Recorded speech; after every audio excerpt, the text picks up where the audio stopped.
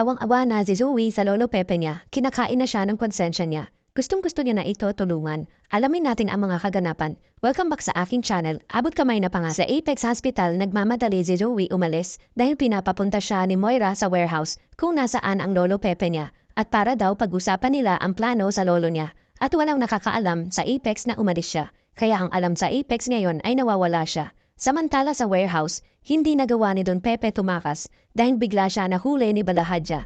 Bigla siya sinuntok ni Balahadja at sinabihan siyang, subukan mo ulit tumakas, kundi papatayin ka na namin. Kinakabahan si Don Pepe. Hindi na alam ni Don Pepe kung ano ang gagawin niya, kung paano siya makakataka. Maya-maya dumating na si Zoe sa warehouse. Sinalubong siya ni Moira. Tinanong ni Zoe si Moira kung asaan daw ang lolo Pepe niya. Sabi ni Moira, andun siya sa loob kung gusto mo puntahan. Maya-maya pumasok si Zoe sa loob. Nakita niya ang lolo Pepe niya. Nagulat siya sa nakita niya. Naaawa siya dito dahil duguan ang mukha neto at nakatali na mahigpit ang mga kamay at paa neto sa upuan. Naaawa si Zoe. Natutulog ang lolo niya habang nakaupo ito. Gusto niyang pakawalan ng lolo niya. Naiiyak si Zoe sa nakikita niya sa lolo. Dilapitan niya si Don Pepe. Niyakap niya ito. Umiyak si Zoe dahil awang-awa na siya sa lolo niya. Nagising si Don Pepe. Nakita niya si Zoe. Bigla naiyak si Don Pepe. Sabi ni Don Pepe, Zoe apo, tulungan mo ako. Umiyak si Zoe. Humarap siya kay Don Pepe. Humingi siya ng sorry dahil hindi niya magagawang tulungan ito. Sabi ni Zoe, Lolo sorry, hindi kita matutulungan. Baka patayin nila ako kapag tinulungan kita. Nagulat si Don Pepe. Sabi ni Don Pepe, napakasama talaga ng ugali ng Moira na yan. Kahit ikaw na sariling anak niya, gaganituhin niya. Umiiyak si Zoe at niyakap niya ulit si Don Pepe. Maya-maya lumapit si Moira. Sinabihan niya si Zoe na, tara dito Zoe, mag-uusap tayo. Sumunod naman si Zoe kay Moira. Sabi ni Zoe, bakit niyo sinaktan si Lolo Mami? Bakit ganon ang ginawa niyo sa kanya? Bakit duguan siya? Dapat hindi niyo ginawa yung ganon kay Lolo. Nakakaawa ang itsura niya ma'am. Sabi ni Moira, pwede ba Zoe, wag mo siya matawag-tawag na Lolo? Bakit ka ba naaawa sa Lolo mo? At sa tingin mo ba naaawa siya sa'yo? Hindi ka na niya apo, kaya tinapon ka na niyang parang basura. At tinakwil ka na, dahil hindi mo siya totoong Lolo. Nagalit si Zoe, kaya sinigawan niya si Moira na hindi totoo yan. Hindi totoong tinakwil niya ako. Dahil lolo ko pa din siya, kahit hindi kami magkadugo. Sabi ni Moira, totoo yan Zoe, tanggapin mo na ang katotohanan na hindi kayo magkadugo. Bigla umiyak si Zoe. Maya-maya sinabi ni Moira na makinig ka Zoe sa plano na gagawin, kaya kung pwede lang makisama ka sa planong gagawin. Hindi alam ni Zoe kung susunod ba siya sa mami niya dahil awang-awa na siya kay Don Pepe. Samantala sa East Ridge Hospital, nagpunta sila Giselle, Robert at Annalyn.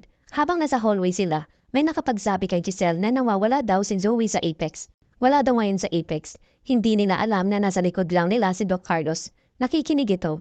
Nang narinig ni Doc Carlos ang sinasabi ni Giselle na nawawala si Zoe, bigla siya nag-alala at bigla siya sumagot sa likod na nawawala si Zoe. Sabi ni Giselle, ano naman sa'yo ngayon Carlos kung nawawala nga si Zoe? Kinabahan si Doc Carlos. Sabi ni Doc Carlos, baka naman hindi nawawala. Baka umiiwas lang siya sa mga taong pinag-iisipan siya ng masama. Nagtaka si Giselle sa sinabi ni Carlos. Nakatingin naman si Carlos kay Annalyn. Nakatingin din si Annalyn kay Doc Carlos. Nagtataka na si Annalyn. Sabi ni Giselle, bakit parang mas pumapanig ka pa ata ay Zoe? Sabi ni Carlos, hindi ako pumapanig kay Zoe. At wala akong koneksyon sa kanya. Sobrang nagtataka na talaga si Annalyn. Kaya tinanong niya si Carlos na, kung wala ka po koneksyon sa kanya, bakit ka po tumatawag sa kanya kanina? Kinabahan si Doc Carlos. Hindi siya agad makapagsalita.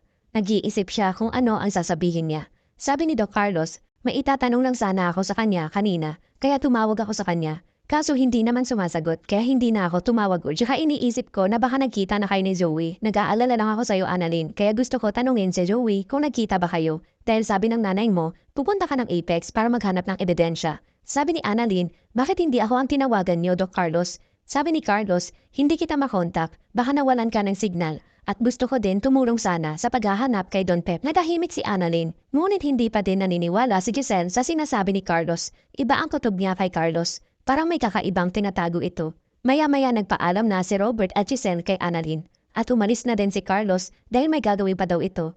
Ngunit bago siya umalis, nagsabi siya kay Robert na, huwag kayong mag-alala, tutulong ako sa paghahanap kay Don Pepe. Nagpasalamat naman si Rob. Samantala sa bahay ni Doc Carlos, pumunta sila Harry at Regan. Ngunit ang hindi nila alam nila Harry ay nasa loob ang inutusan na tao ni Moira para saktan si Lynette.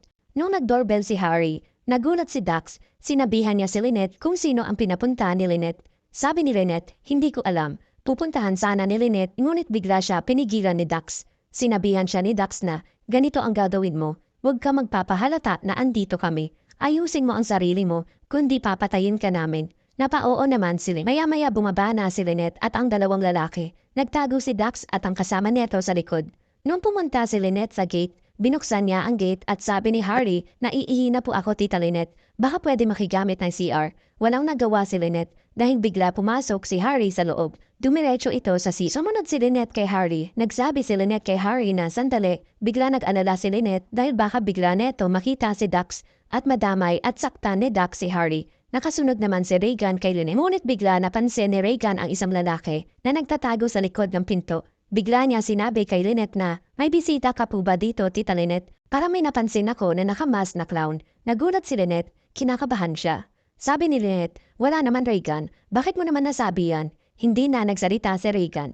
Pero tumingin pa din siya sa direksyon ng pinto kung saan nagtatago ang isang kasama ni Dax. Habang nasa CR si Harry, palabas na sana siya nang makita niya si Dax. Sabi ni Harry, sino ka? At maya-maya nakalapit na din si Lynette kay Harry. Nagsabi si Lynette na wag niyo sila itadamay, wag niyo sila At lumabas na din ang isang lalaki na kasama ni Dax na sa likod dito ni Regan. Natahimik si Regan dahil nagulat siya na tama nga ang iniisip niya na may ibang tao. Sabi ni Dax, magdikit-dikit kayo bilis at umakyat kayo sa itaas. Umiiyak naman si Lynette. Nagmamakaawa ito na kung pwede wag sasaktan at papatayin si Harry at Regan. Ngunit hindi nakikinig si Dax. May hawak silang baril. Nakatutok ito sa kanilang samantala si Harry nag-iisip siya kung paano makakatakas. Nagulat siya sa pangyayari. Nakikita niya ang Tita Lynette niya na nag-iiyak ito habang nagmamakaawa na kahit siya na lang daw ang saktan, huwag lang daw sila idamay. Iniisip ni Harry na kailangan nila lumaban. Ngunit paano may mga baril na hawak? Napatingin siya kay Regan at ganon din si Regan tumingin sa kanya. Nagpaplano silang dalawa. Sabi ni Harry, sana daw ay maintindihan ni Regan kung anong plano ang gagawin nila. Dahil hindi sila pwedeng mag-usap. Madami-dami pa tayo aabangan, kaya huwag kalimutan mag-subscribe sa aking channel.